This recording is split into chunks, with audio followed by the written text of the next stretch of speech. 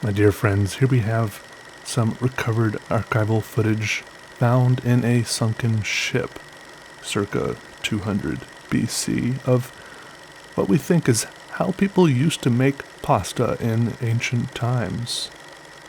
Truly fascinating and somewhat disturbing. But that's just the way things are sometimes.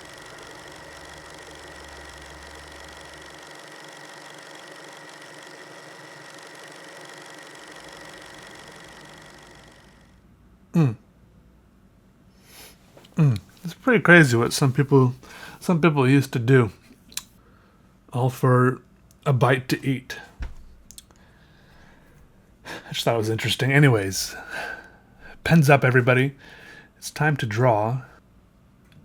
Let's really make it count this time. I'm gonna draw something with a pen on a piece of paper, and you tell me what you think it is. I don't usually like to say what I think my drawings look like because I want the only thing I put into the viewer's mind to be the drawing, and if I say what I think the drawing looks like, then it impacts what the viewer thinks a little bit, right? Same reason why I don't title my drawings, really. Anyways, after I finished the drawing, I looked at it, and of course, like always, I thought it looked like something, and a little story popped in my head. Actually, I'm thinking of one now, mostly. I'll tell it to you. You tell me what you think it looks like, though, also. Alright, so I think maybe there used to be a tree here. It all started, they started building up around a tree. They made a tree house in the tree to protect themselves from the grasp of various wild animals roaming around in this valley. There's these vast open plains surrounded by this range of mountains, right? And the beasts over the years kept getting bigger and bigger, and they would go hunt them sometimes and use them for sustenance, and they would use every part of the animals, use the skin for leather and clothes and stuff like that.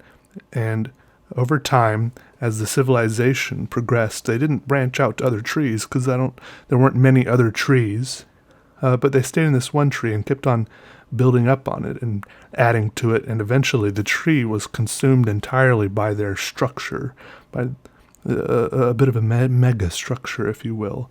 A whole society encapsulated in one great tree-shaped city, always being added to and changed as their technology advanced.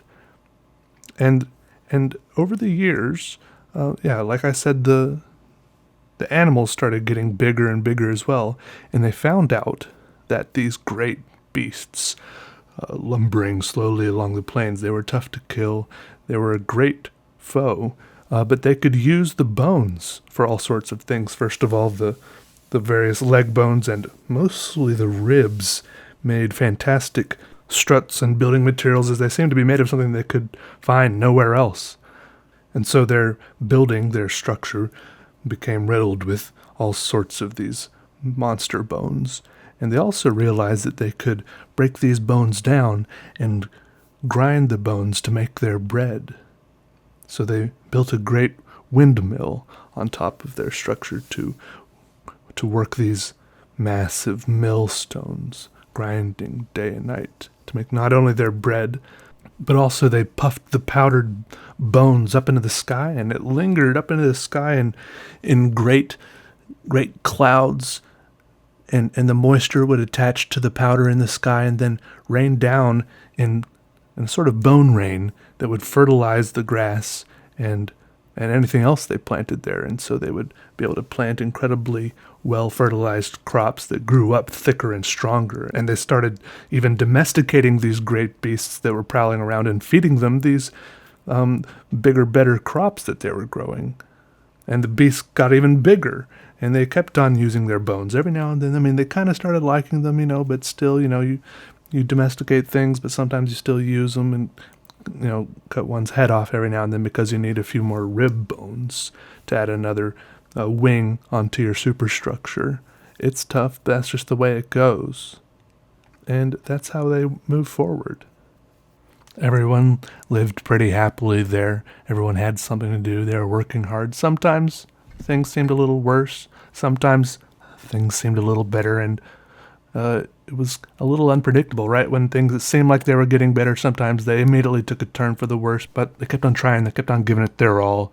And most of them felt happy because they were productive. Some people were parts of hunting parties. Some people were they were farmers. Some people were dedicated exclusively to hauling big, huge rib bones around and then hoisting them up into the tower.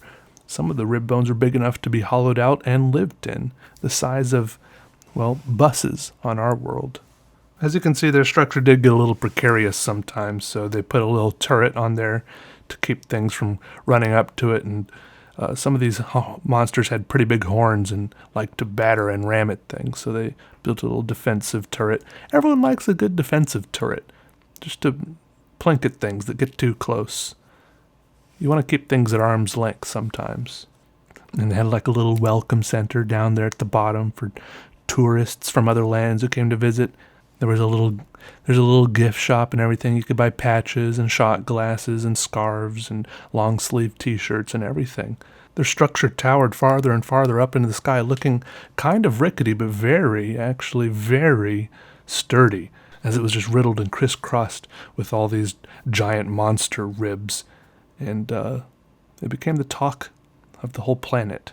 This was a tiny planet, kind of the size of our moon, but it had like a very dense center, so it had the size of our moon, but about the same gravity as our Earth. The Earth. Your Earth. Anyways. That's the story that popped into my head. Let me know what you think it might be. All right. Goodbye, everybody. Bye.